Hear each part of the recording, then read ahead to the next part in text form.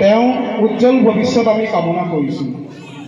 আমাৰ উদযাপন সমিতিৰ সম্পাদিকা আৰু সভানেত্ৰী প্ৰমুখ্যে সমূহ মহিলা সদস্যসকলে তেওঁক এই নৃত্যৰ আপ্লুত হৈ তেওঁক এখনি ফুলাম গামোচাৰে আমি আদৰণি জনাব বিচাৰিছোঁ। আদৰণি ঠিক নহয়, ঠিক তেখেতক আমি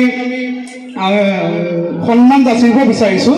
আমি সেয়ে সমূহ মহিলা সমিতিৰ বিষয়ববীয়াক আমি তেওঁক ফুলাম গামোচাখনে সন্মান যাচিবৰ কাৰণে অনুৰোধ জনাইছোঁ।